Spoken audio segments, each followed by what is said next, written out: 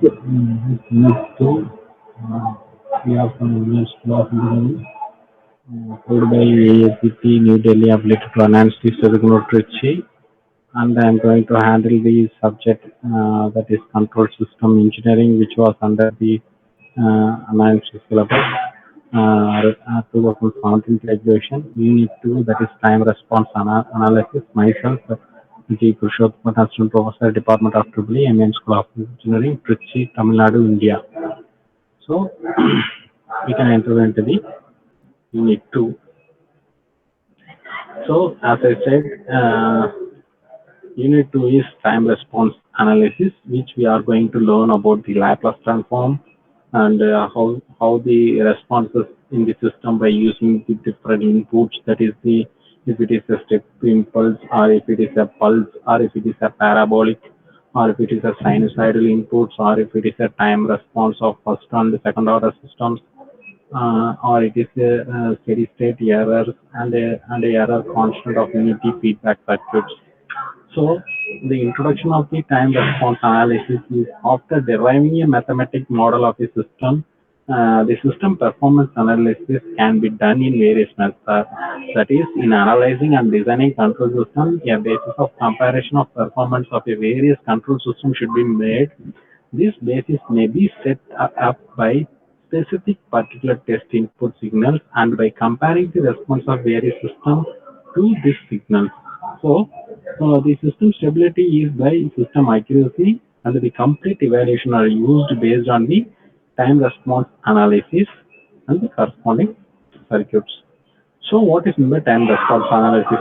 Since the time is used as an independent variable, is most control system, it is usually of interest to evaluate the system response with respect to time. The response given by the system, which is function of time to applied excitation, is called a time response of a control system. So, if it is a time response of continuous data system, we have the input as a sine wave, and if you want to have the set value as a different output, so we should have the continuous time system, the input and output signals are a continuous in time system. So what are the classification of time response? So if it is a transient response or a steady state response, we should have a y of t that is equal to y of t to t plus that is y of s of by t. So if it is a transient response, the transient response is defined as the part of the time response that goes to zero as time becomes very large. Thus, as a property, if it is a time limit y of t is equal to 0, the time required to achieve the final value is called transient period. The transient response may be exponential or oscillatory in nature. So if it is a steady state response, the steady state response is the part of total response. That is, it should remain after the transient has died out. So if it is a steady state response, it should have a position control system. The steady state response, when compared to with the desired reference position, it gives an indication of final accuracy of the system. If the steady state response of the system does not agree with the desired reference, actually the system is said to have steady state error. So, what are the typical input signals? As I already said in the syllabus, we have the different types of signals as a input. So, we have impulse signal, step signal, ramp signal, and a parabolic signal. We can see the each signal one by one. So, if you are considering the test types of test input, so we can take a first signal as a step input. So it is the sudden application of the input that is specified as shown in the figure.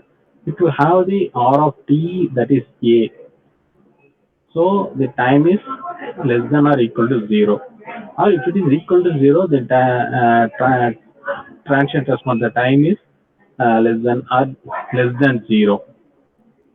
So if it is A, it will be greater than or equal to 0. If it is 0, then it will be less than 0. So if A is equal to 1, then it is called as unit step function or denoted by U of t. That is the Laplace transform of such input is A by S. So let me see a ramp input signal. It has the rate of change in input gradual application. Gradual application.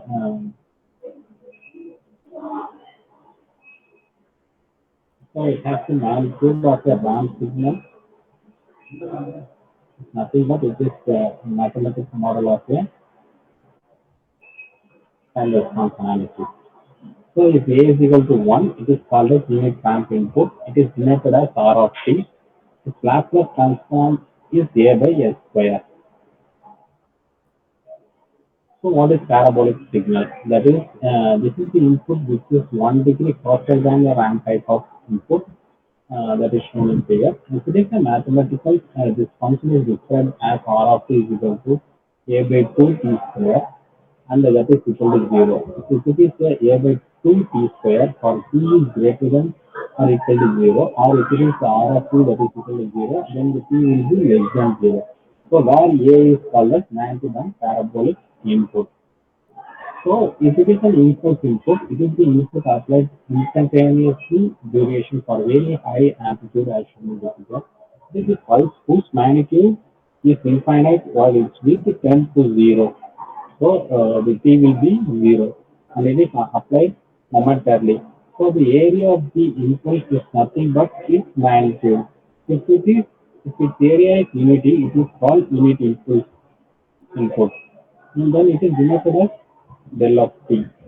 So when we are looking after into mathematical expression, so the R of t is equal to A, that is t is equal to 0. When R of t is equal to 0, then the t will be not equal to 0. You can see in the diagram, it is the equal signal. So those are the step signals. And the input will be step, ramp, parabolic, or impulse. When it is an R of t, you will get A t square by 2 or del t. If it is a Laplace transform, after converting the R of t into Laplace transform, you will get A by S square, A by S cube, and for impulse input, it is 1. So that is the time response analysis and design. Uh, so we can see the time response analysis and design in the next slide. Thank you.